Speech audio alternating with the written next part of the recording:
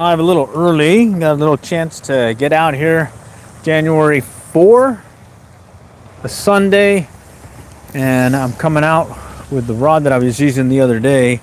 This is the 5-weight Eagle Claw with the White River Bass Pro Shop brand large arbor reel that I got about 20 plus years ago, and I'm gonna be fishing a Guadalupana size 6 hook, and we're going to be working this one particular pond just across from Sonic Pond over here in the city of Allen, here in Allen, Texas.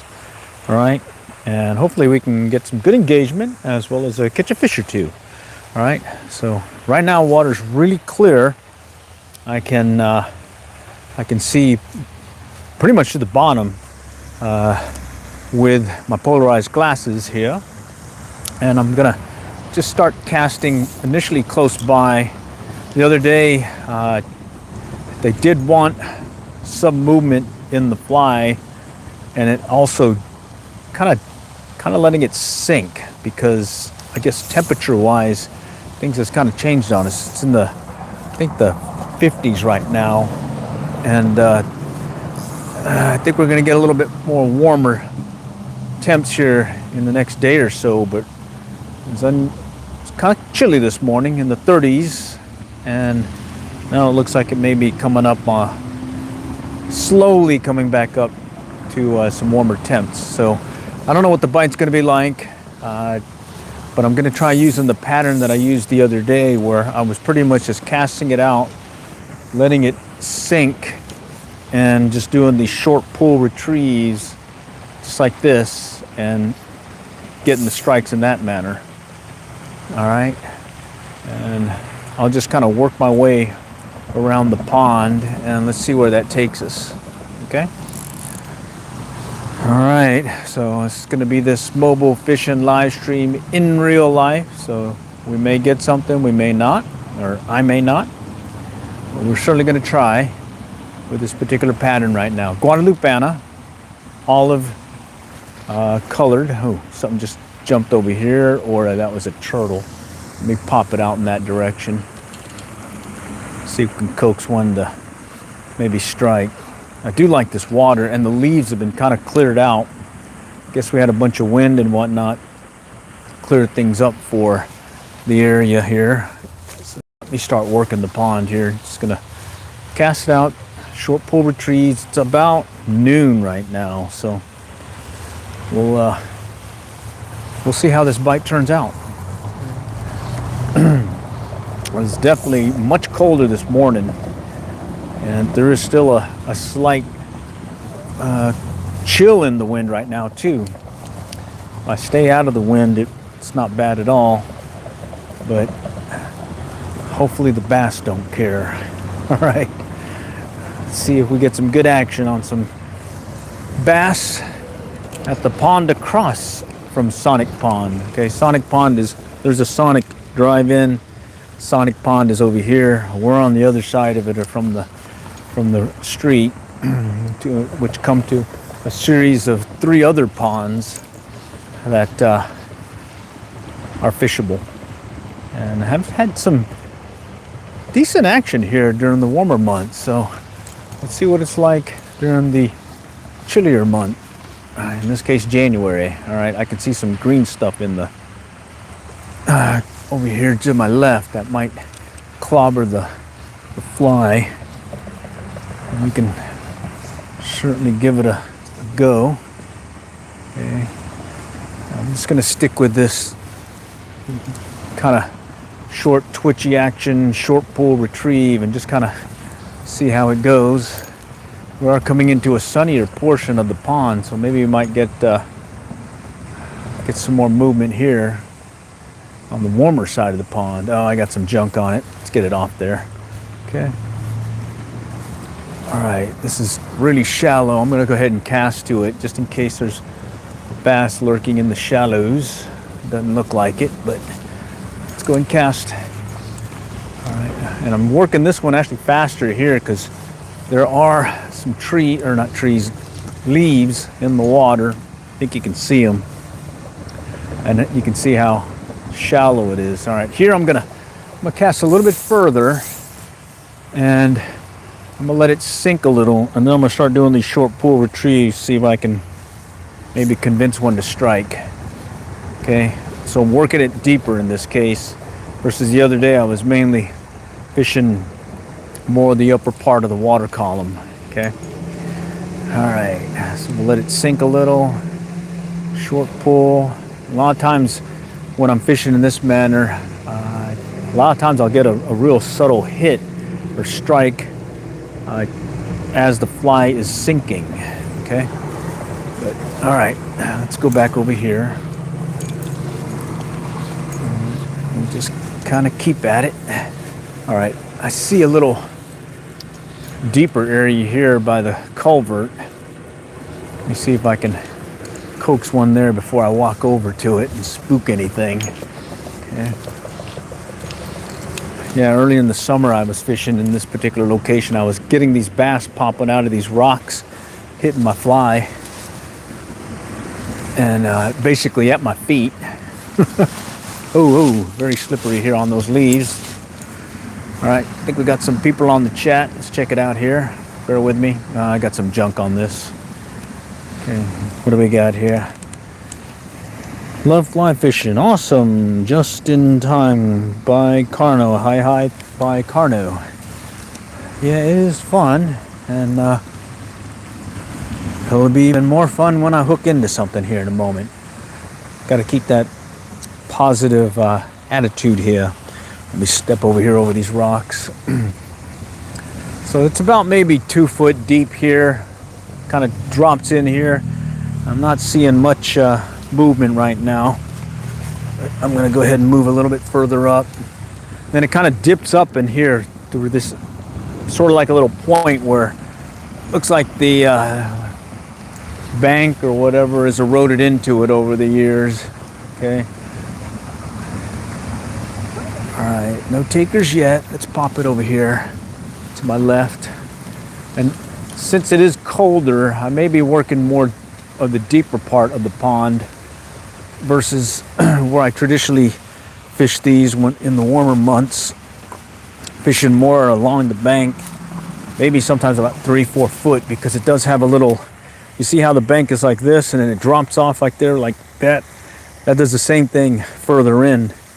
And the reason I know is when we had a bunch of drought years, we'd come out and just look at the different ponds in the area and get a feel for what these ponds look like when they're dry. All right, where am I at? I'm in Texas, city of Allen, just north of Dallas Fort Worth Metroplex. Okay, and temperatures are starting to warm up today. We're been traditionally or unseasonably warmer temps this winter, but that could change on us anytime here. Well, there was about a week ago I was actually fishing out here in shorts and short sleeves. Today it's pants and long sleeves. This morning it was 36 degrees, so it was a little bit chilly, and I've been out there kind of playing around doing some metal detecting also. I got another channel, Zeke's Metal Detecting Finds, and that is one. I call it Zeke because I like that name. But I call it out that, yes, that's the pen name I'm using for that channel. And for this channel, I'm Glenn, the average angler life. Average angler life. Avid fisherman, though. All right. And let's see if we can convince Mr. Bass to strike on this Guadalupana. Okay. So I'm going to start working it a little bit deeper, and I'm going to continue with a slower presentation, mainly because I think the water is still, not the water, but the air temperature here being so cold and things are still warming up now. Maybe just need a little time for the bass to kind of wake up this morning. Let's see. All right. I'll just stick with these short pull retrieves. Watching the line. I don't see the fly, but I am watching my line or any indication of a strike. And that could be a hesitation in the line. There's a hit right there. Or in that case, the line went out. Okay. And, that may have been a little bluegill. There's a number of bluegill and sunfish here. Man, he pulled that line nicely too. Seemed to hit it on the drop again too. So as it seems to happen many times fishing this particular fly and these short pull retrieves, they tend to hit it as it's sinking. So we'll just kind of work it like so and see if we can get them to do it again. Okay. And it is right at that little drop off. Maybe we'll get them to hit. All right, let's pop it up. Just gonna drop it over here. Let's go check out the chat. Michigan, woo. Well, that's a little chilly there. Definitely much colder than where I'm at right now, which is, I think it said 50 something when I left the house. So you've already gone up from the mid 30s from this morning already. I'm getting sprayed by the water from the fountain. Let me move over.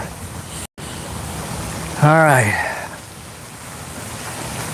I'm just gonna get over here to the left, and then I'll just kind of fish the area that I just passed, just with a sort of a back cast retrieve cast. All right. Come on, Mr. Bass.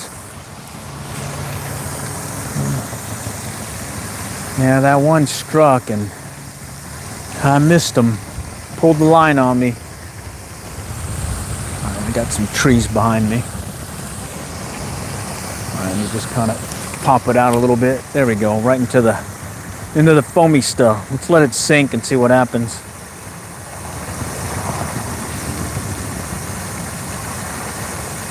Okay.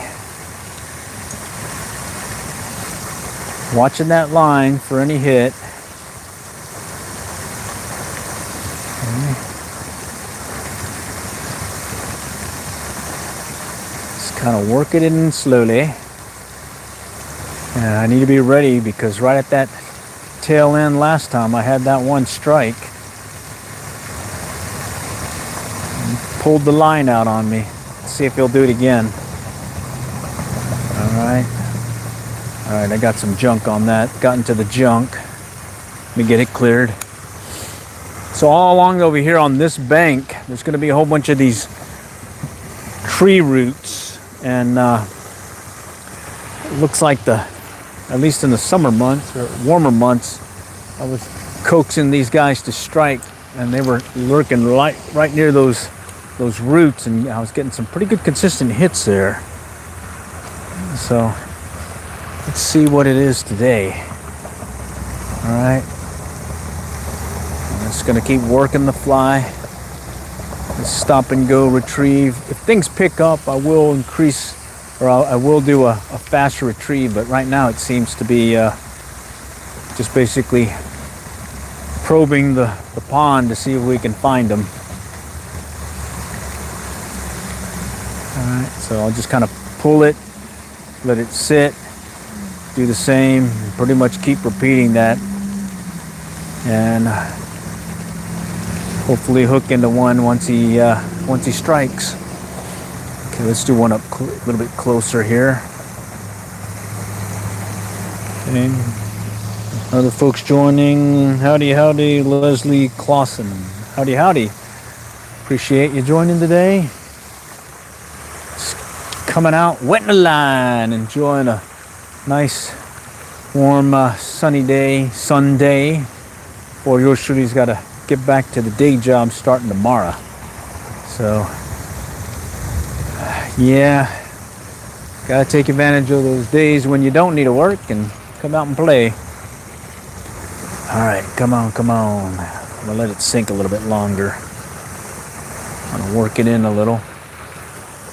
Okay. Come on. There are some decent bass here.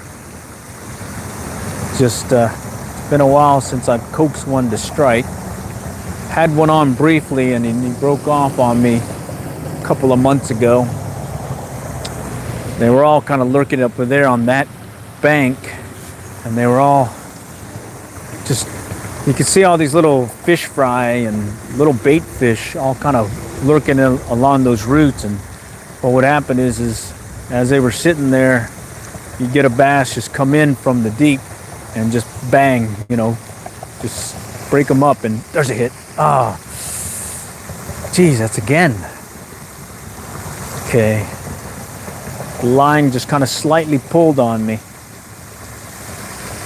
I am using a larger size fly, so if those little bluegill are toying with my feelings right now, that could be it too. Let me just check it just in case. I'll work the fly in a little. Okay. Toying with my feelings. And I mentioned, I think in the thumbnail, I'm showing the proof ball right here. What I plan on doing is I'm using this to do a little on the fly measurement of the fish that I catch. And well, I'm hoping that I can catch something and do that little AI measurement deal. I've used it several trips now, and it seems to be pretty accurate. I'm really surprised with it. Okay, I'm gonna let it sink now. Okay, short pulls again. Okay. Watching that line, let's see if it straightens out. When I say straighten out, watch when I pull the line and see how the line straightens out. Well, now picture that, but the fish doing it instead of me. That's how I mainly fish when I thought that might have been something. That's how I mainly fish when I don't have a strike indicator on, or if I can't see my fly. I will pay attention to how that line is tending as I'm working the pond. Okay. Because I'm having there we go. Oh, he had it. Okay, he had it. He was barely on there, but he had it. Shoot, that was my mistake. And I felt a slight tug when I pulled on the line. I could see it come out a little bit, and then I felt the tug as I straightened up on it. So yeah, it's a very subtle bite right now. I'm not hitting it hard, so I gotta get my mojo going here and see if I can get up these reflexes and set that hook in time. Okay. All right, just gonna let it sink, and I am purposely using a larger size fly than I normally use. I usually go with like a 6 to an 8, or an 8 to 10 to 12. Today I went with a 6, and the reason being is I had some pretty good hits yesterday, or a couple of days ago, on this little fly. It's a Guadalupana, a variant of it that is used to catch Guadalupe bass at the Guadalupe River here in Texas. How's the day going? Always Happy New Year. It's been going good so far. All right, going good so far. Gotten some bites. None landed yet, but hey, that's fishing. And in this round, I'm having to do this short pull retrieve, and the strike indication of strikes have been really right at the tail end of the retrieve, and it's a slight pickup of the line and it coming out a little bit on me. All right, and they could be those little bluegill that are lurking in here. So let's just keep working it here. And I kind of want to concentrate in this particular spot because it is deeper, and I'm hoping that maybe that's what I need to do. All right, let's pop it out there. Okay, I'm using an old 5-weight, Eagle Claw 5-weight, Bass Pro White River, large arbor reel. Bought it years ago. Since retired it, but then I pulled it out earlier last year, or late last year, just to Hey, you got to work through your different rods you have, you know. This was not bad. Not bad at all. Yeah. Okay, let's kind of work it in. Nope, no takers. Let's go pop it out again. Okay. All right, I'm gonna let it sink again. Let's let it sink. Short pulls again.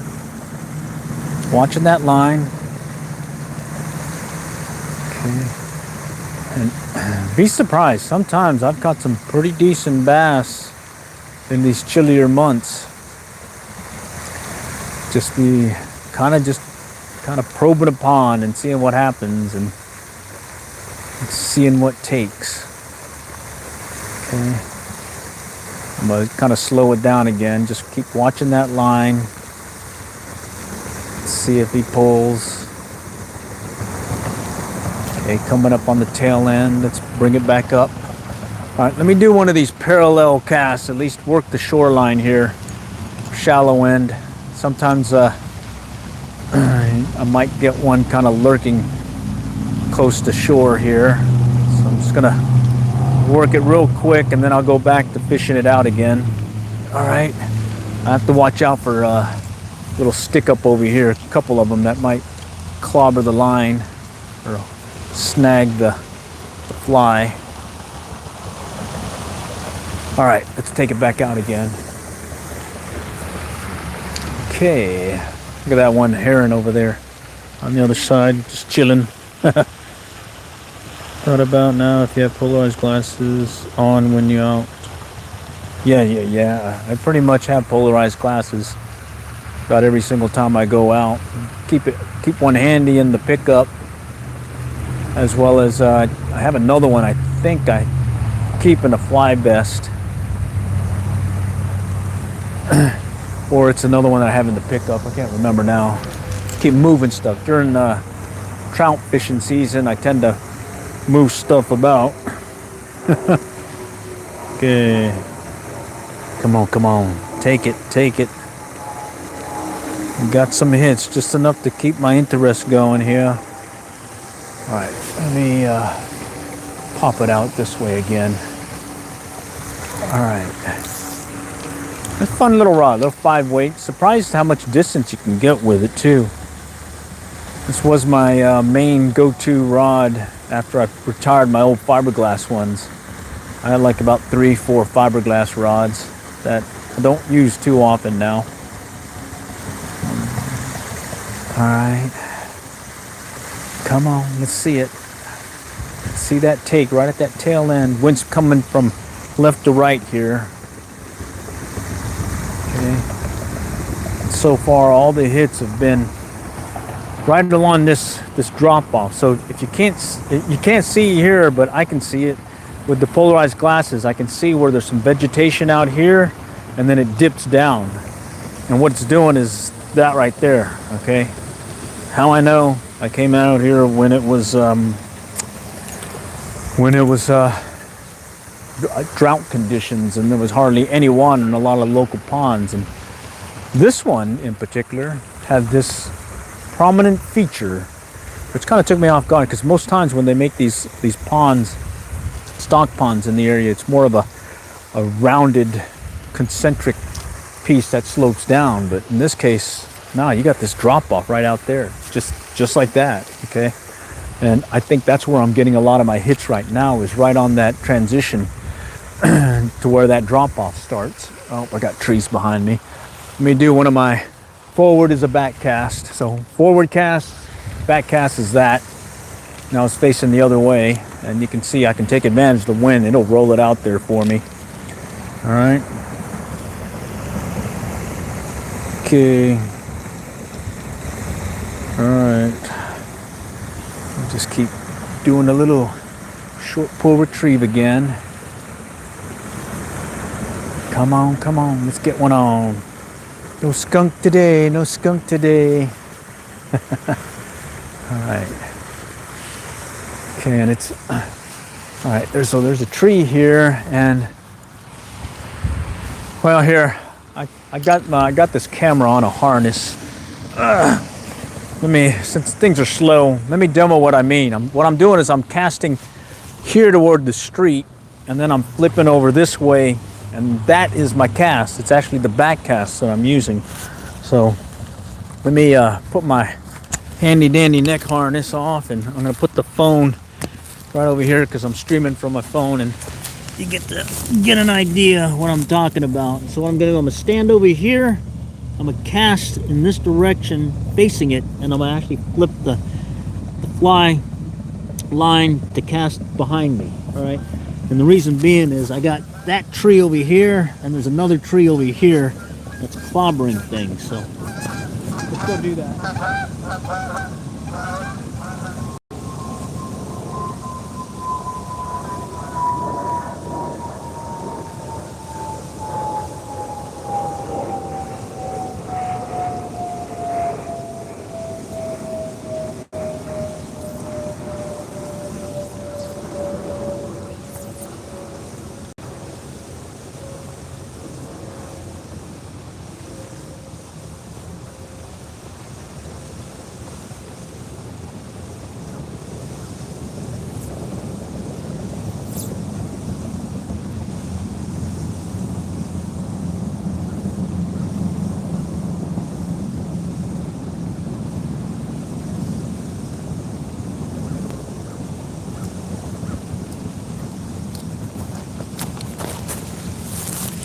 Alrighty, so that was the example I'm talking about, where I got that tree there, I got that tree, and I don't have room for a back cast behind me.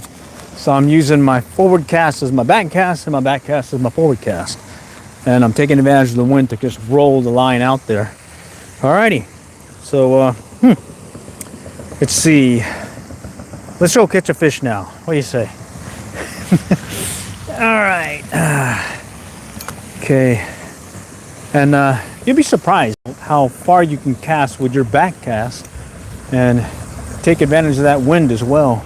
So pop it over. That's technically my back cast, okay, right there. And that was the reason why I wasn't casting behind me in my normal or a traditional fly casting mode, I guess you'd call it. All right. All right, now let's just pop it out and kind of work the deeper area and see what happens. Okay. All right, anyone have any questions, comments? I'm checking the chat as well, so bear with me. Let's see, what do we got?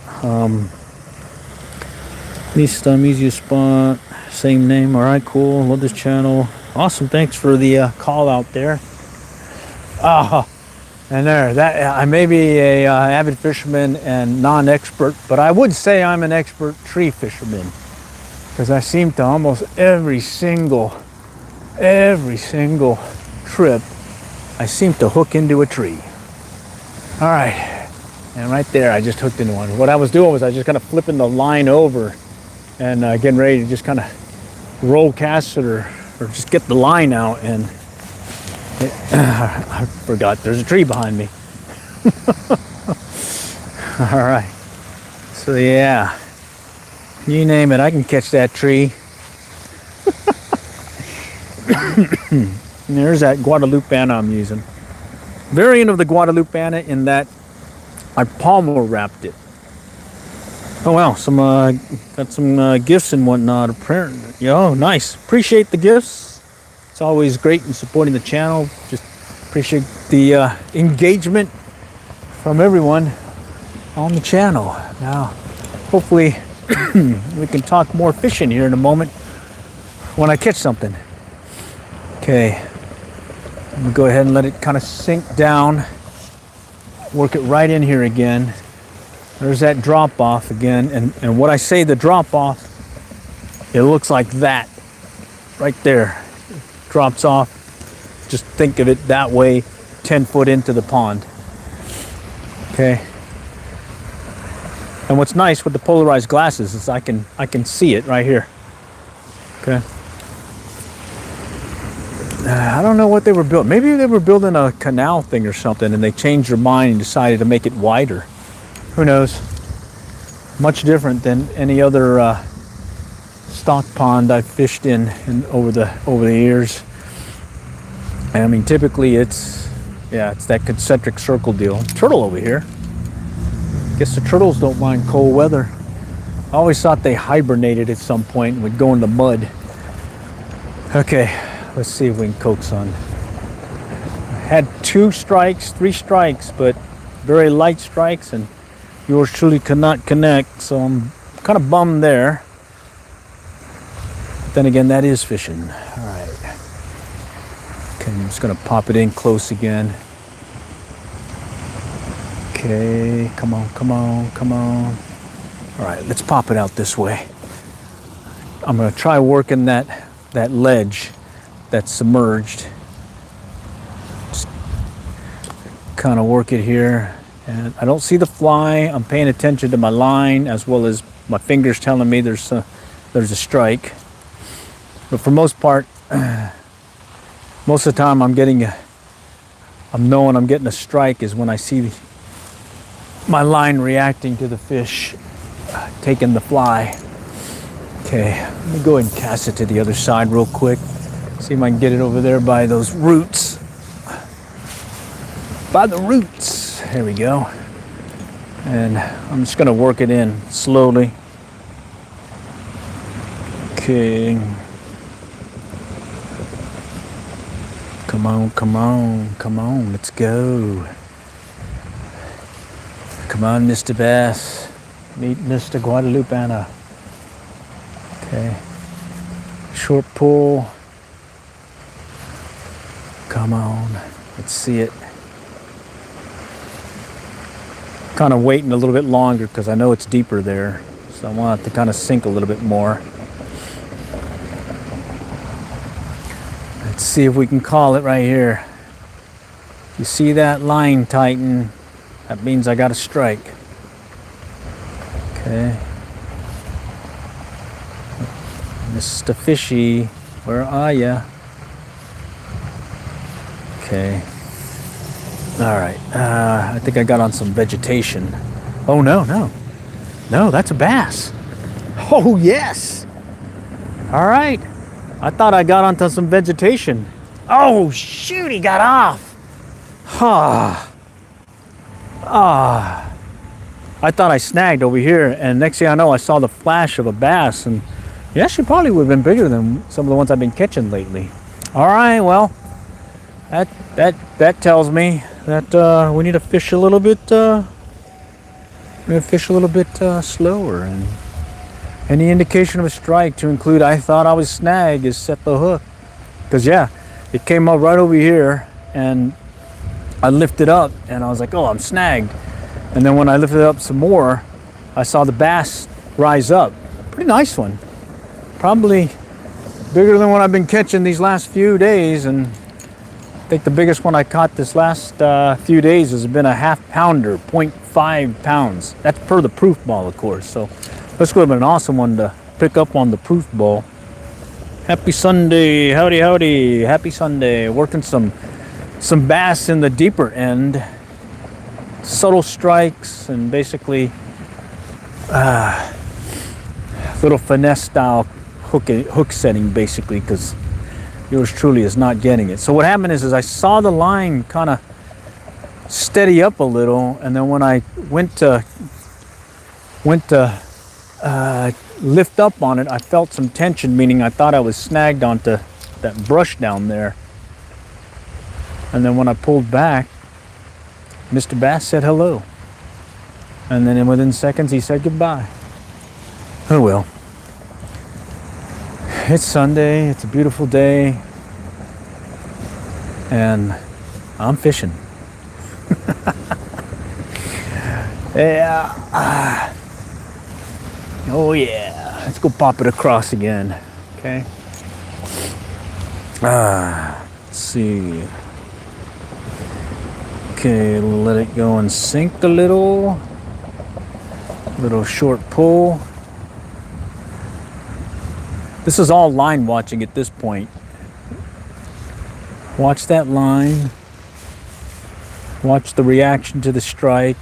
And it's going to be a much slower bite compared to when it was warmer just yesterday. Yesterday they were striking immediately. and you knew you had a hook set or a hook or a hookup. And the days before, same thing. But today, since that temperature drop, it's been really, I'm having to concentrate more on when did I, or if I got a strike. Okay. Okay, right there. Let's just kind of bring it in a little. Okay. All right. All right, we'll keep working it. Actually, no, let's do this. I got room here. I can take it at an angle, and I'm gonna try working that ledge right here. And I'll just kind of mend the line out a little bit and work the, so I'm perpendicular to the pond right now, and I'm just kind of doing this. And I'll even do a little twitch with the rod. And what I'm doing is I'm working that ledge, keeping the fly just above where that drop off is. And I'm hoping I might convince a bass to do like the one I lost, which was strike. Okay, let's go ahead and do it again here, but I'm a little bit further out now. I'm gonna let it sink a little bit longer. I wonder if I should put a strike indicator on and just kind of let it hover. It's all right. I like this. Okay. But I'm gonna cast across again, get some line out. All right, let's get it all the way. There we go. All the way across. Let's pop it over. Howdy, howdy. Brandon AL is in Texas. Don't know pond. I don't know the pond name either. I call it the pond across Sonic, right here, and I call the pond next to Sonic Pond. All right. I used to not fish this one because it used to be a HOA lake, but then it opened up not too long ago. So I'm here now. All right. All right, let's see if we can convince that guy to hit again, or at least his buddy to hit again. All right, come on, come on. Let's feel it. So far, it's been swings and misses. We need some home runs here. Come on.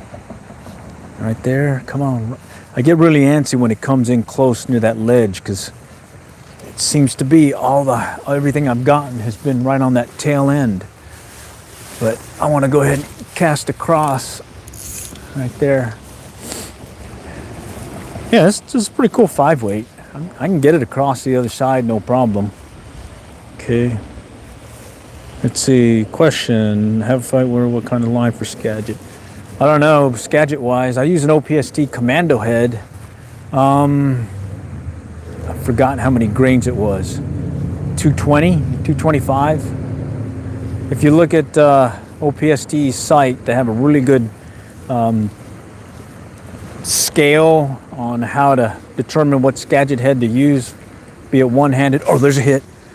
Be it one-handed or two. Look at that. Line pickup. There we go.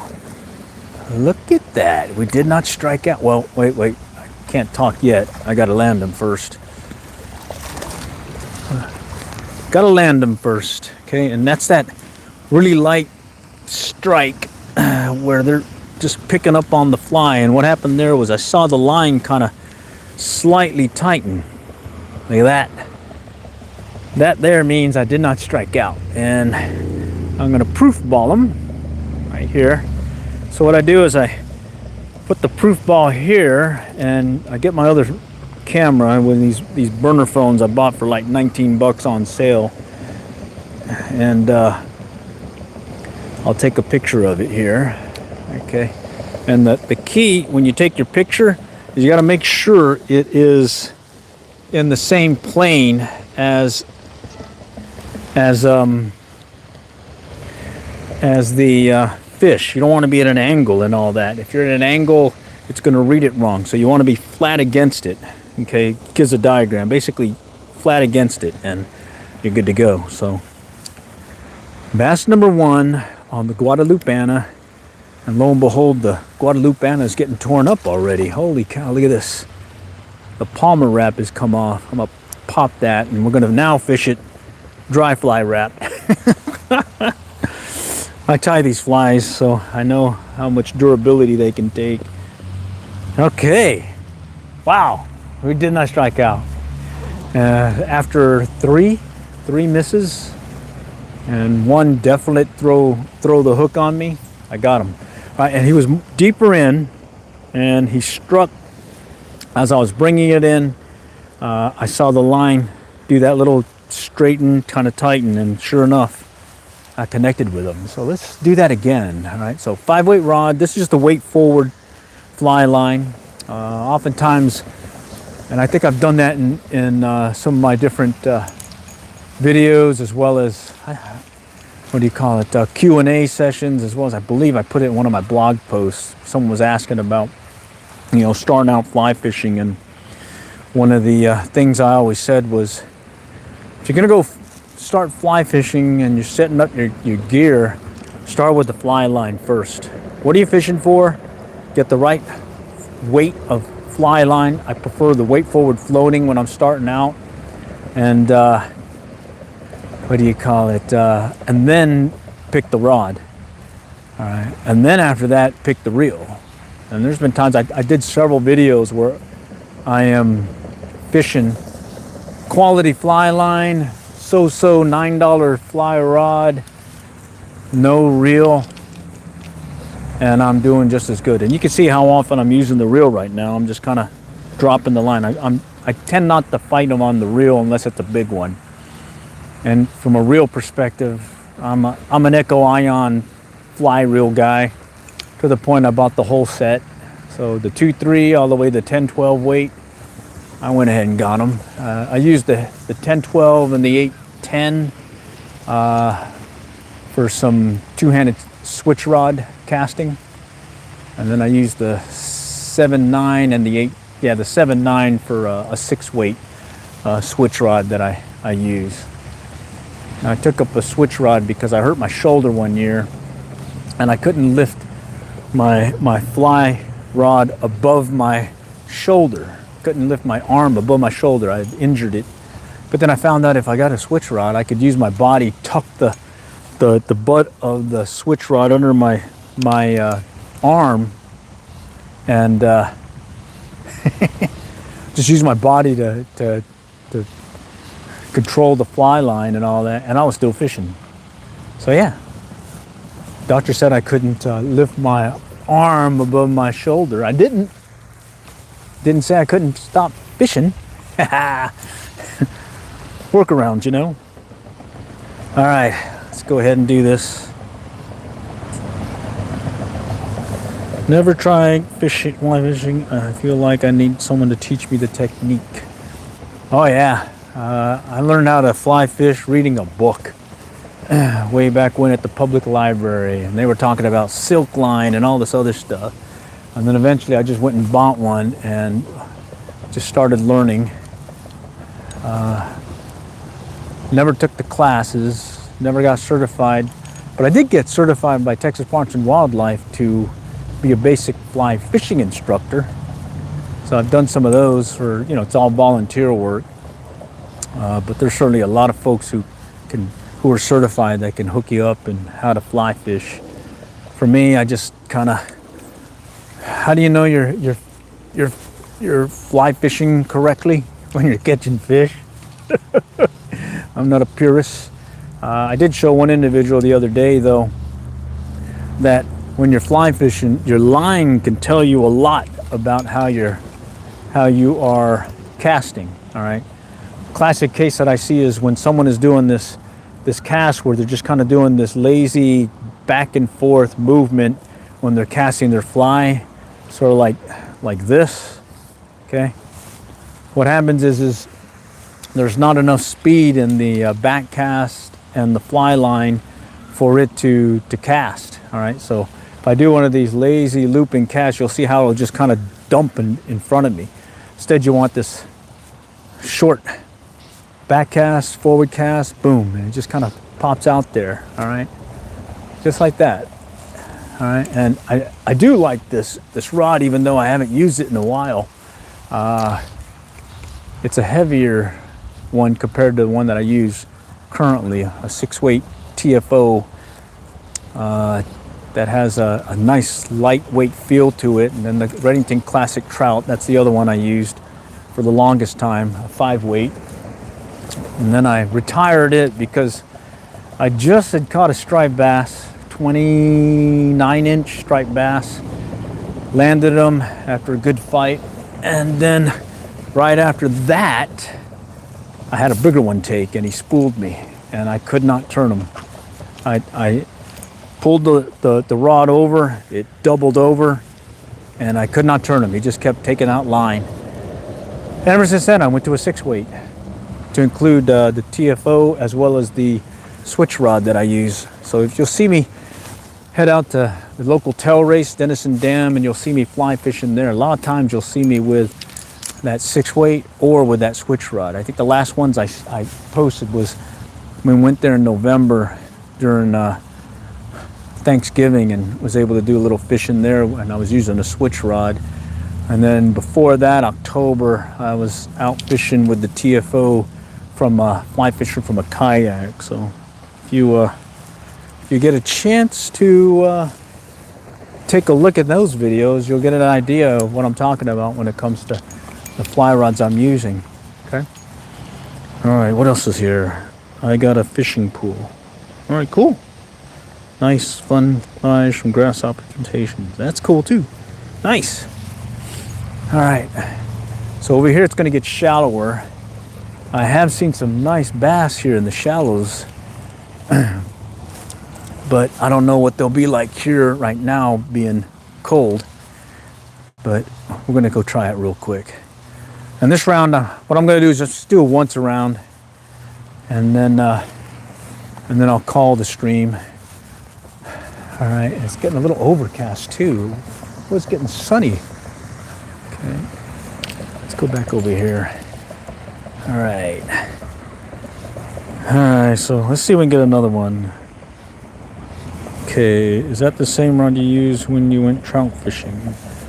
I can't remember which trout fishing and which trip, because normally trout fishing wise, let's see, when I went to Blue River, I was using the 6-weight, and then there was I did use the switch rod briefly, and then I was also using it as on a center pin reel.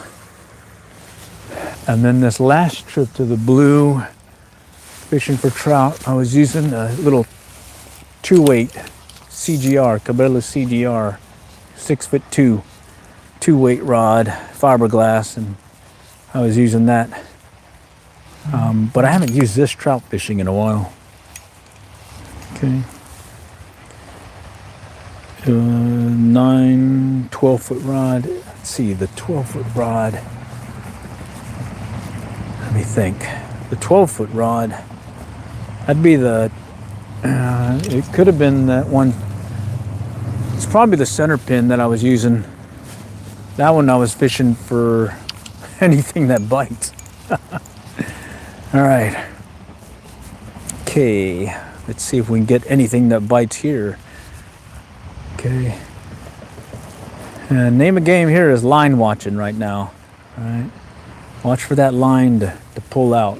What's going to be interesting, when I get on the other side, I will have no back cast. Got all those houses and everything. So you'll see me tend to do more roll casting as well as whatever I can casting.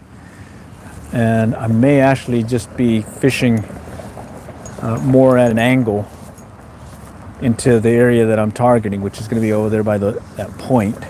Okay. But right now things have slowed down, so let's go and get a cast across. Okay. Let's get it further than that. All right, there we go. All right, let's see what happens. Good luck. All right, thanks. Appreciate it. Okay, I'm looking in the water right now, and I'm not seeing much activity, but I've not seen much activity at all this whole period. Everything seems to be deeper. Yeah, much deeper. All right, or along that one ledge. Oh, I see one. Oh, what is he? I could see he's just kind of lurking right in the... Oh, wait a minute. I lost my fly. Well, that probably explains why I don't have a fish on. That's a turtle. Jeez, that is a turtle. Okay, well, let's see. Tail of the tape. What did I lose? Well, at least I didn't have a knot failure. It snapped, so I had a knot failure, but it wasn't the knot failure that I was dreading, which is that little squirrely curly tail thing that you get. So that was just a straight break. May have been when I hooked behind me. I hooked into some stuff behind me. All right, well, that was the Guadalupana. Oh, look at this. I got another Guadalupana. Nice. I forgot. I think I was demoing something, and oh man, this is an old Guadalupana. Look at that. Well, let's go fish it. Point's still needle sharp, so you always want some really sharp needles. Yes, it's a tie that I've tied myself. It's a Guadalupana, and it's the palmer wrapped one versus the dry fly hackle wrap.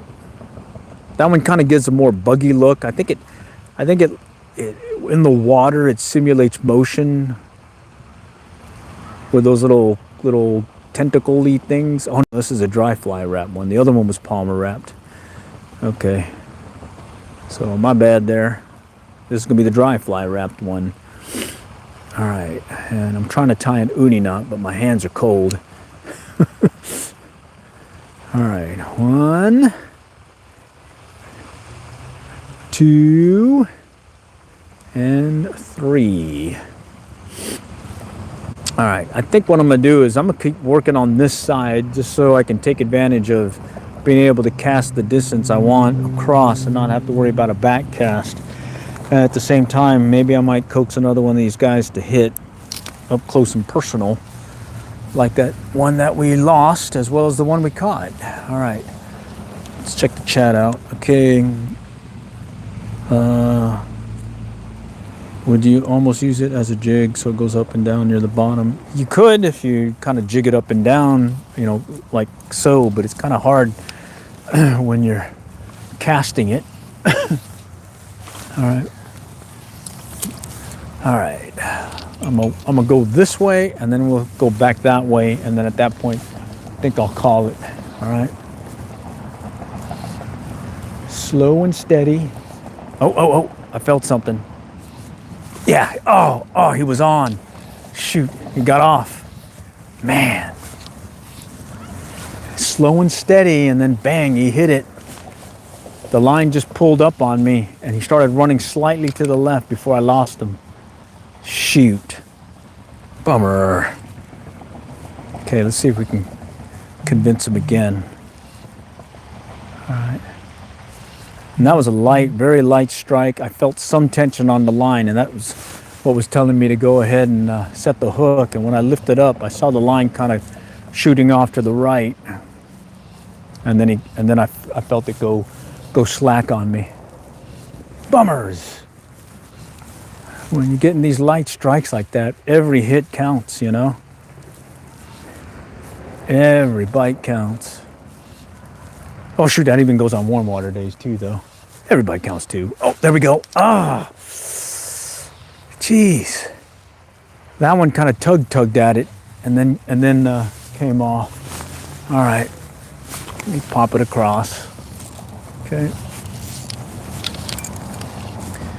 Okay, let's see if we can get them to hit it again.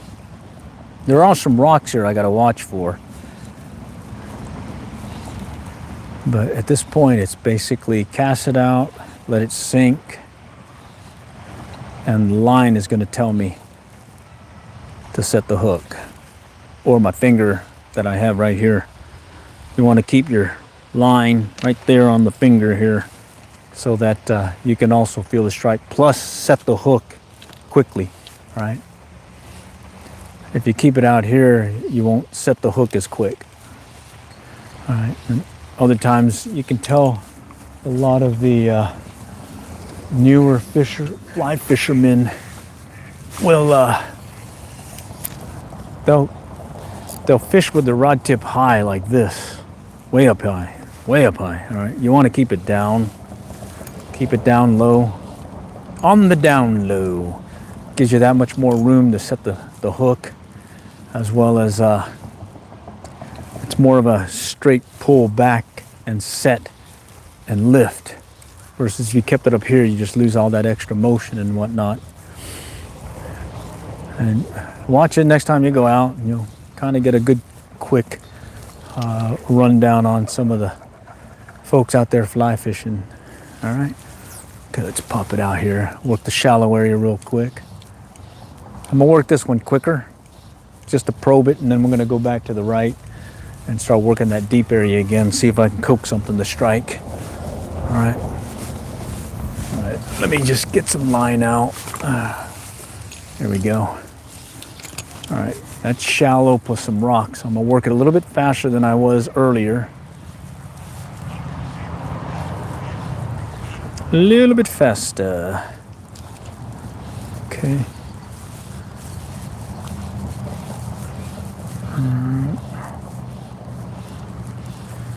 Okay. No. All right, and I don't see anything trailing behind it. Just in case, I'm gonna work this end here real quick. A little twitchy action too, moving it fast. Nope, okay. Let's go and start working it back again. We'll just work our way back. Probe this deeper area of the pond.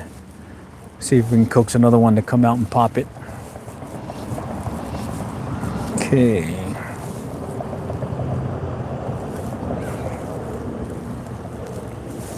Okay.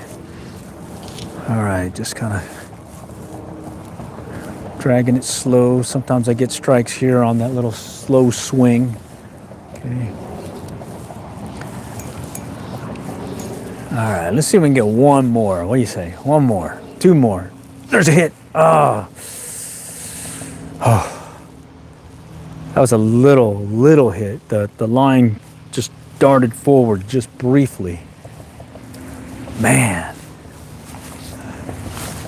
Oh man, either it was a little one or it was a very subtle hit, because much different than yesterday when you got bit, you got bit. And you were pretty much just tightening up on the line. Okay, today it's toy with my feelings day. All right, let's see if I can replicate it again here. See if he'll come in and hit it again. Okay. No. Okay. Let's see how it's riding through the water. Oh, that's looking really fishy. That one says strike me. Okay. Let it sink. Short pull. Let it sink. Another short pull. Definite finesse fishing. Okay. So the line's just kind of hovering in front of me, and I'm just watching for a strike. Okay. All right, it's starting to get deeper here, so I'm gonna cast across and see if we'll work it deeper. I'm gonna let it sink some before I start bringing it in too. Okay. Short pull. And this is all about line watching at this point. Okay, I could see the line going slack. It's just kind of sitting there, kind of crooked like. Pull on it, watch again, pull on it again. All right. And most times I will see a reaction to the fly before I feel it on my fingers or my hands. And that's even with me holding it like so. Okay. All right, here I'm just slowly kind of bringing it in. This is that slow, cold weather fishing, basically. All right, let's pop it out there. Oh, I hit the bank behind me. Let me high stick it. There we go. Okay, let it sink. Let's see, what kind of line are you using? Weight forward, 5 weight. Scientific angler, I think it is. So what happened was way back when Gander Mountain was still in business, every year they would get rid of their non-moving stock. And I lucked into one where they had about 20 of these lines, and I bought them all because they were all $1. And I still have some of those. However, I've used them all. They've all been used at some point, either on reels or whatnot, or I put them on someone else's reel that I was hooking up. But I did order one of these Sunray fly lines. Oh, there's a hit. That was a good one. That one I saw the line moving out. Okay. Yeah, one of those Sunray fly lines from the UK. It's supposed to arrive here in the next few days. And that one is like an OPST Skagit head, but has a lighter or not as thick of a shooting head, so it has a more subtle slap against the water, I guess, if you want to call it. It's something. All right, well, that one counts. Nice. Let's proof ball them. All right. And afterwards, I'll post some pictures of what proof ball says this thing is estimated length, weight, and girth. Okay. And main thing you got to do is just, again, make sure that you keep the orientation of the fish at an angle, or not an angle, but straight on to your camera. So I've got another phone here that I use as a camera, and I've got a picture of it. All right. Yeah. Okay. All right. So it's 2 bass and multiple misses, but slow action, but not bad. I could do this all day. Unfortunately, I can't do it all day, meaning I've got some honeydews to knock out. I gotta get them out of this lip here. All right, there we go. All right, not bad, huh? That was fun. That was fun. Okay. You know, it was even more fun was you guys being on here, checking it out, and just kind of getting a feel for what it's like in this mobile fishing in real time, in real life live stream. Okay. And the big thing I push on the channel is, I'm not an expert. Learn to fish by my trials and errors, so you don't have to. And then, hey, maybe you might catch a fish or two, because you can call out a bunch of mistakes I've been making. Definitely made some missed hook sets and whatnot. But and you can also see this is not one of these sponsored this and that, and I got a professional whatever, or I'm catching whatever's for competition. No, this is just average Joe coming out because I love to fish. And okay, yay, I can't make these lifetime trips somewhere, but I can certainly hit a local pond and fish it and still get some fun out of it without having to drive a long way. Driving, when you first get your driver's license way back when, you want to do everything. Drive, go everywhere. And that. Now I'm like, I don't want to drive. I'd rather go fishing. All right. Okay. All right, so we're working the deeper part of the pond here. And all it is just a short pull and just let it sit. And this last one I got was I cast it out and I could see the line start pulling out on me. It straightened out and started cutting away from me. And that is my telltale to set the hook, because I got Mr. Bass on the other end. All right, and I'm using a size 6 streamer hook on Guadalupeana.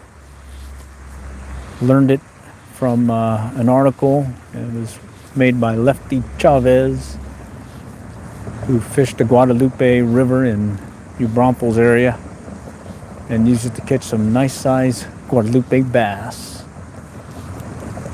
I believe he was using a size 2 hook. Okay. Let's see. Ever use Google Maps, explore ponds? Yes, I use it a lot. I also use it for lakes, rivers, just to get you a good heads up. Main thing you do have to be careful of is make sure you read the image date. It'll tell you when it was updated, 2025, sometimes later. Make sure you do that. And then it will change, so you may have a more bird's eye view of it, aerial view of an area, and it says it's 2025, but then as you close in on the video, or correction, on the image, it'll drop down to an older date. So be careful of that too, because things change. Additionally, I think Google Earth, I've done that before with our local lake here, Lake Lavon, when we had all those drought years. You could actually do a historical, where you could get a view of what the area looked like at different times in the past, and get an idea of the contour and what was down below. I used it to kind of locate some creek, sunken creek beds or submerged creek beds, as well as some humps and whatnot that are in different ponds and lakes, or lakes in this case. All right. So yeah, I do use Google Maps. Well, maybe I use Google Earth more than Google Maps, but I think they're pretty much the same. Just one's an app, the other one is tied to your browser. Okay, what else is here? What about if the private property, government property? I'm guessing that's something too. Well, if it's that, then I guess you can't.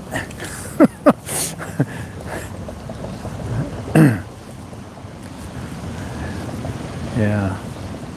You always got to go and check for permissions. I mean, I hadn't fished this pond in years when I first moved here. It used to be open to everyone, and then it got shut down HOA-wise, and then it opened up again. There is one that used to be a private pond, or not private, but public, city-owned, city-managed, and it got turned over to the HOA. And that one I hated seeing happen because there were some big bass there. Very big, like yeah, good ones, and they may still be there, I don't know, but I haven't fished it because it is a private pond now. But it certainly was fun when I had the chance to fish it, especially during the spawn. Every year I would see these beds, and there would be some nice sized bass in there, some Canada geese. Okay, let's finish this out, see if we can get a bite, and then at that point I believe I'll call it. So let's see if I can coax another one again using this short pull retrieve. So far only 2 bass. Did lose one that was on the line briefly, then had a little light strikes that yours truly just could not connect on. All right, and see, I'm pretty bad at my line manager. I just kind of drop it down on the ground and keep walking. Okay. And I think the one that I hit here was lurking over here on that ledge, and I had thought I snagged something. Okay, so when I set the hook, I certainly had him on briefly, but was not ready for him. Okay. Let's go and pop it out there. Okay. Anyone have any questions, comments? Oh, there's a hit right there. Okay, that one I felt the tug first, and then I went ahead and straightened up on the hook, or on the line. That's a bluegill. He's a chubby bluegill. All right. Guess bluegill need loving too. Oh, he's a good one. Let's see. It's a good size one for this guy. Nice. Well, I'm gonna proof ball him again. Let's get this capture this moment. All right, let's see. I'll just hold them. Ugh. Let me hold them here. No, I'll just hold them here. See if I can get that proof ball in the mix. Oh, that's gonna be hard. Let's see. Don't have any. Yeah, well, that'll work. Okay. As long as I keep the ball in there in play, I think I've got it to where I can get a good picture of them. Okay. Oh yeah. He's probably gonna go about 6-7 inches. Not bad for a blue golly. All right, let's send them back. Go get bigger. All right, and you saw how I picked up on that one. I actually felt the strike first that time versus all those other ones. I've seen the line reaction to the fish striking. Okay. All right, that was fun. That was fun. I could do that all day. All right, now I just got to quit stepping on my line. Let's go check the chat. All right, let go. Okay. All right, cool. All right. If you guys are having fun, if you have any questions maybe on what I'm doing, or maybe some suggestions, certainly call it out. That's what this is for. It's supposed to be a live stream shared experience. There's another hit. Oh. No. False alarm. But just in case, I'm going to cast there again. You know, when in doubt, cast there again. Let it sink. Short pulls. Okay. And that was that side that the fish were lurking. I'm just fishing it from this side because I don't have any room for a good back cast. And what I'm trying to do is get it up near the roots and just kind of let it drop into the money zone, and hopefully we can get them to strike. Let's see, what is your favorite fishing spot? I love salt water. So anything salt water, I love. Yeah, that's where I grew up, back in South Texas, fishing the coast over there. But here I'm in North Texas, I gotta fish freshwater. So I love the freshwater stuff.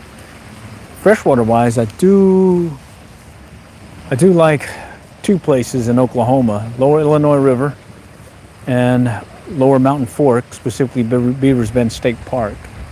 Those are very favorites of mine because, one, quantity-wise, there's tons of trout up at the Lower Illinois, plus you can catch striped bass, white bass, bass, smallmouth bass. You can catch anything in there. They're all over the place. At the tail race of Lake Tenkiller is what the Lower Illinois River is, and that's in Oklahoma, close to Gore, Oklahoma. And then the other one is Lower Mountain Fork, Beavers Bend State Park specifically. That's another fun one to go to. Been fun. I've gone up there, rented a cabin, and we just hung out for the week and enjoyed some fun fishing. Other times just went over there and there's a hit. Missed it. Okay, I missed it. The line started coming up on me and I lifted and didn't have him. Okay, what is y'all's favorite fishing spots? Call them out. I'm listening. Come on, fishy. Come on, let's do it. All right. Work it slow again. Just going to take it right up on that ledge. And when I say ledge again, it's just this right here, but that way underwater. Okay. All right. Let's go pop it out. So I was out here and fishing over there, and I had a nice size one come in. Guesstimate about, I'd say maybe like a solid 4-pounder. But I believe there's some bigger ones hiding in here.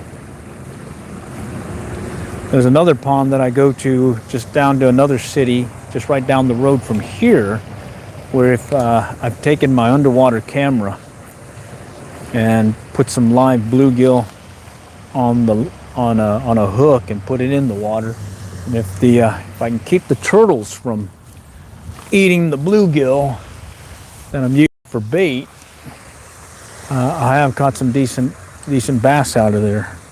But live bait wise, those big guys want nothing to do with lures and dead bait or anything. If they want that live stuff. All right. Let's see if we can coax another one to come and pop the Guadalupana. All right. And this is kind of the pace of the fishing I was anticipating when it came to pond fishing, is this slower style because of the colder temps. But because of these warm temps we've had these past few days or weeks, it is certainly kind of mixed things up, where here I am, I'm able to fish, fast retrieves for bass, and they are striking. Here it's feeling more like the normal pattern. Okay. All right. That's that one we had to hit over here, and then I lost it, and then I had a subtle strike here. So let's see. Just gonna work it in slow, real slow, and see if I can get behind these two trees behind me and shoot it across to this one point. All right, there we go. I got this tree here, and I got this tree here, and I'm shooting the line in between them to get my line where I want it. Okay. I'm just gonna again do the short pull. Watch that line pick up. Okay. Not seeing it yet. Could happen anytime though. Little Guadalupana. I think it mimics more of a bait fish, like a minnow. Okay. But it's worked on trout. It's worked on bass, bluegill. Okay. Come on, let's see it.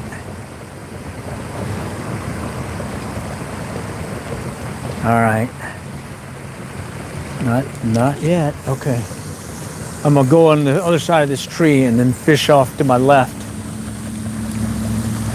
Because I'm an expert tree fisherman. I can catch those any day. I'm so good at it, I could do it blindfolded. All right, let me get some line out.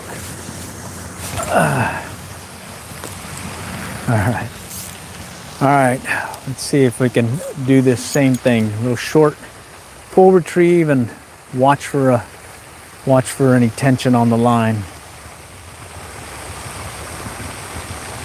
Why don't you full cast it? Well, because I got these trees behind me.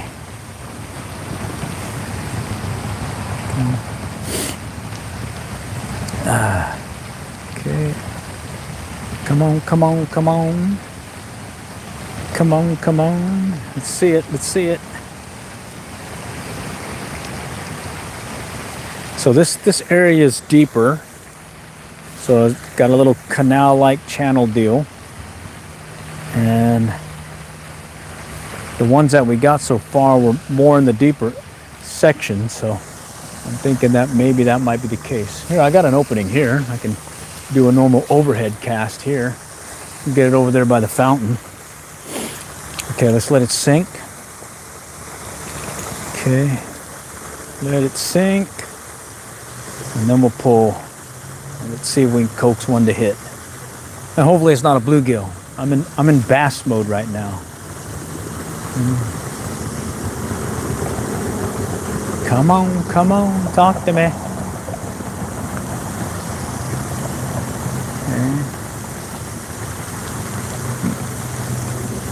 I know when they stock some trout in these community ponds, a lot of times working up close to the fountain area helps because of that water being aerated and everything. Maybe that might hold true for maybe these bass as well. Okay, I'm gonna bring it in close. No. All right, let's pop it out again. Okay, let's see. Let's go over this way. Right out there. Tree behind me again. Let's move over.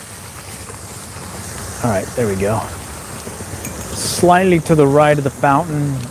kind of where I think it's a little bit deeper. See what happens. What type of fishing we're doing? Anything that strikes fishing. So far I've gotten 2 bass and a bluegill, and had one throw off the hook, and the other ones I missed the hook set. All right, come on, let's see it. Wow, these guys are playing hard to get. All right, let's just take it in front of me. Right there. Let it sink. I want to go back over here to this spot where I had that one hit and see if I can work the fly to that deeper part where there's like a channel in the middle. Aloha from Hawaii. Howdy, howdy. Aloha, aloha. How's the fishing over there? Right now it's a little slow for yours truly. Okay. Basically 3 bass, or 3 fish, 2 bass and 1 bluegill. And I was able to get a proof ball on them, so I should be able to measure them, get that AI measurement with it, and tell me how much they weigh, and they're not very big. Not very big at all. No bruisers, it sounds like, or looks like. Okay. I'm gonna slow it down some more and kind of wait between pulls. Okay. Yeah, pretty quiet. All right, let's finish this one up and then I'm gonna move over some more. All right, okay, so there was this spot that we were getting some hits in that looked promising, more in the middle, and I had that one bluegill, and you know how bluegill are. You catch one bluegill, you can usually catch another. I got more trees behind me. All right, let's pop it out this way, move over a little bit more. All right, I think I'm away from the trees. Let's pop it out there. All right, we're dragging the line. All right, let's try this area here. It's deeper, and I might be able to coax one to hit as I bring it in slowly. Okay. Let's watch the line pick up. Not yet. Okay. Coming up on that ledge. All right. Okay, nope, no takers there. All right, get some line going. Right, let's go over there.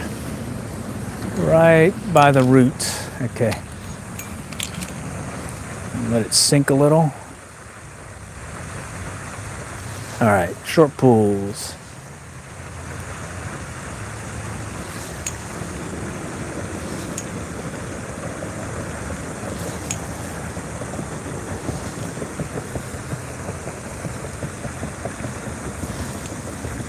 Man, these guys are playing hard to get. Okay.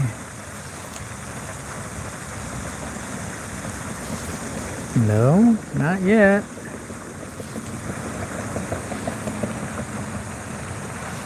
Okay, I'm gonna drag it in slowly. Just keeping movement on there. See if I can coax them to strike. Okay, no, all right. I think where I got that bluegill was right about here. Let me see. Yeah, about right here. Pop it back. Okay, right in the roots. Just short of the roots, I mean. Okay, letting it sink. Let's watch that line.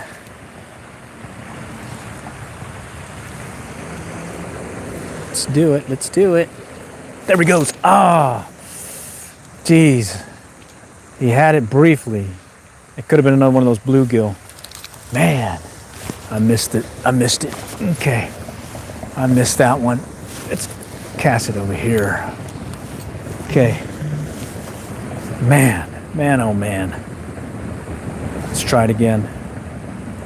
That one, he just pulled the line. I felt it tighten. I thought I had him too.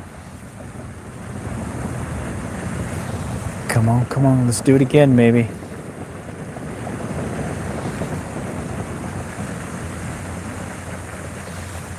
No. Man, got to take these when you can, you know. It is a slower bite though, slower fishing than when it gets cold like this. Okay. All right, let me stage for the next cast. Back out there again. All right, let's do it. Let's see if Mr. Bass will come out and play. There he goes. There he goes. That one hit it, just like the other one that I missed. Okay.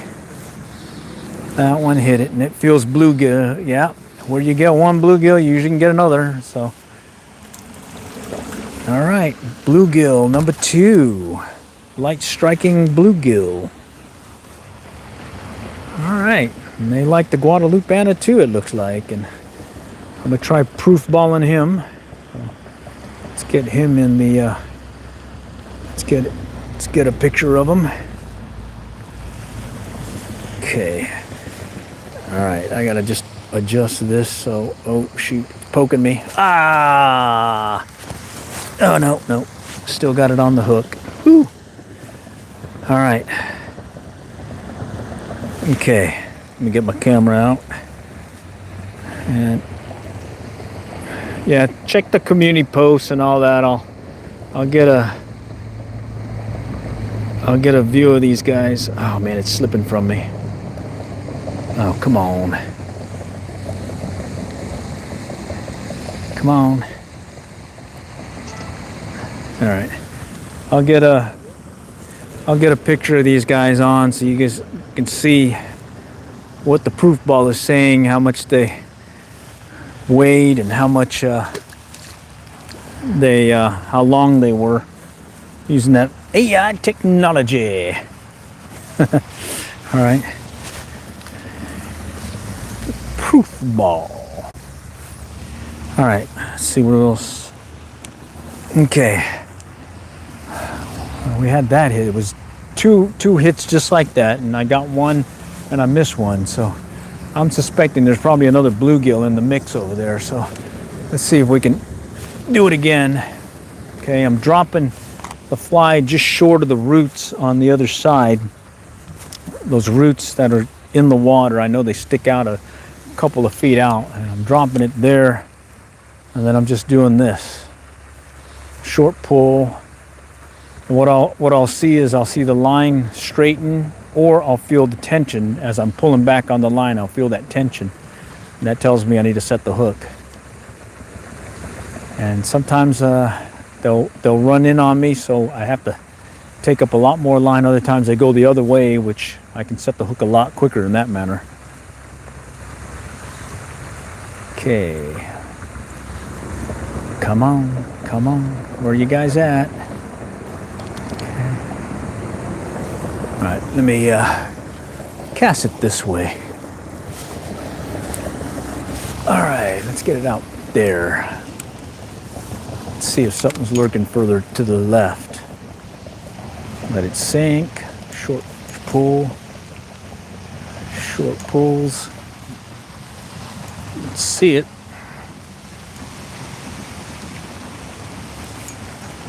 Okay. And mainly watching my line at this point. Okay. Maggots on a floating line. No, not really. Mainly just tie flies. I have used a trout magnet when I forgot my ultralight bait casting rod, and it turns out you can cast easily a one. There's a hit right there, little bass. He struck it as I was twitching the fly coming up.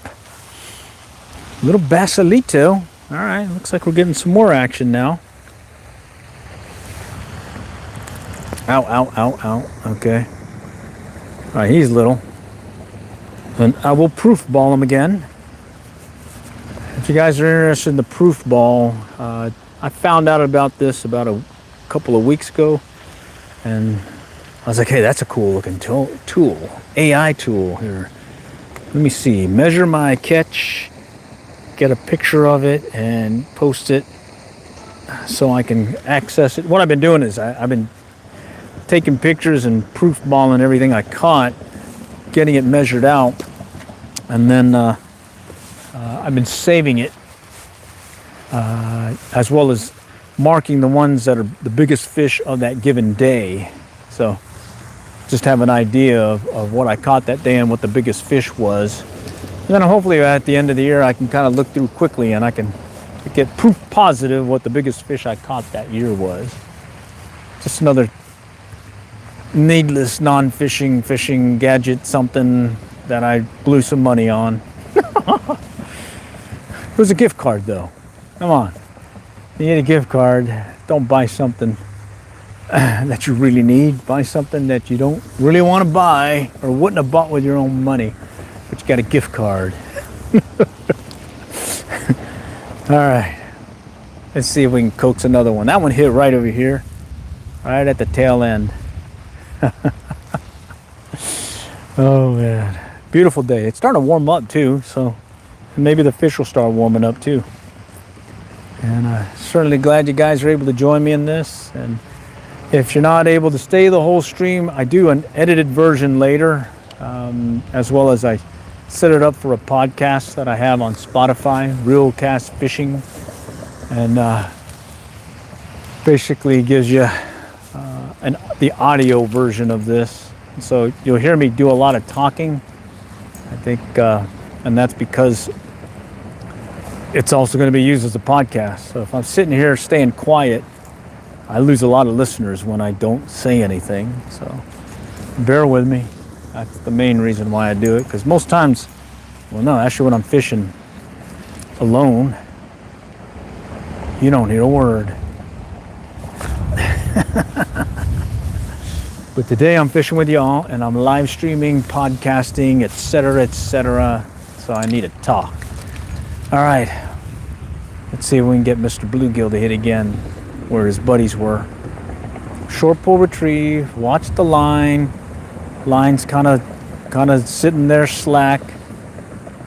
I may feel, there's right there. Ah, I felt the tension. Oh, he ran on it too. Shoot. Okay, right there. They're there. Tension on the line. As I pulled back up, I could still feel the tension, and then I saw the line going out slightly, and then I lost him. Yeah, it happens. It's fishing, you know. Like talk radio. Yeah, I guess like talk radio, but fishing. I am still trying to do one of those go live together sessions. So you'll see me post in the community post here where I'll offer up anyone, basically come join the go live session. There's like a link that I'll put into the community post for this channel, Average Angler Life, AAL. And if you are able to join, I can bump you in and we can talk fishing stuff or whatnot and have a YouTube Q&A or live interview session on the fly. And if not, what I do is I have other channels, so I'll just put those in and have them join the channel, and you'll see two versions of the same scene where they have the camera in front of me and then there's another camera to my side. And I use those when I'm kind of demoing stuff, like when I'm tying a fly, maybe showing a product or something. Those are pretty handy. Pretty cool feature. I'm surprised it's not used more often by folks. Called Go Live Together. Oh, got a little tangle here. All right. Let's Let's go ahead and let it sink a little. Let's see if we can coax one more to strike. What do you say?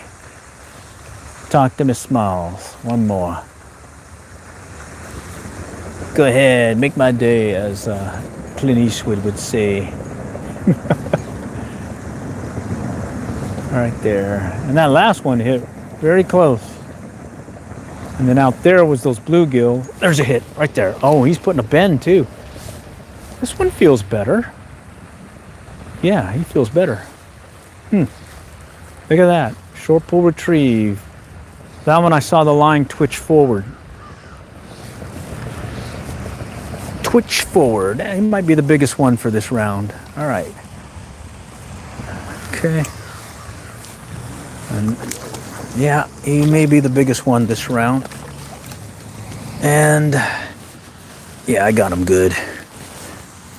Yeah, he's the big one today, which is, there's bigger here, but hey, that counts. Done it. Let's proof ball him and we'll get a good, this is probably going to make the leaderboard on my little fishy, go fishy, whatever thing that you do for this app on the proof ball. All right, so here I need to put my reel down. Okay, let's see if I can get this thing in here. Oh, wait a minute. Photo. I need a photo. There we go. Okay, I need to make sure it's nice and straight. Straight on picture. There we go. Look at that guy. And he got it pretty good. That's the one thing you have to be very careful of when you get these bigger ones and they strike. Your fly goes in their mouth and your line goes right here and starts abrading. I've lost some big ones because of that. I'm using a little 2-pound test mono or tippet or 6-pound, even 5. I've lost over the years many of the bigger ones because I was not able to hook them on the lips. When you get them like that, you got basically land them as quick as possible, or that line of yours is going to get abraded and he's going to be gone. He's going to be gone. He's going to say hasta la bye-bye, baby, just like the old Arnold Schwarzenegger, you know. All right, yeah, that was fun. I'd keep going, but scared I might bore you guys. All right, but do stay tuned. I'll be doing this again more in 2026, and hopefully we continue to engage with some of this fishy stuff. And yeah, stay tuned. I will get the pictures of what the results were on the proof ball. Okay, and that I think that'll give you a good idea as to what the sizes were of these particular fish I caught today. And it was a mix of bluegill and bass. And on an old 5-weight fly rod, old Bass Pro White River large arbor reel, none of your fancy stuff. I think total for all this, to include the line, under $100. So you certainly don't need a lot to get started in fly fishing. Main thing is I think I said previously, is make sure you get some quality fly line. And if you're first starting out, I'd highly recommend starting out with a weight forward fly line. Weight forward meaning this portion is going to be the thicker portion, and the running portion, which is here in my reel, is going to be thinner. That's all it really is. And what that does is give you more weight on your fly line to load the rod and get your timing down and get it casted. Okay. Other than that, it's certainly been fun. Appreciate it, and do join me again. Off and out. Next time I catch y'all here, and good luck, good fishing.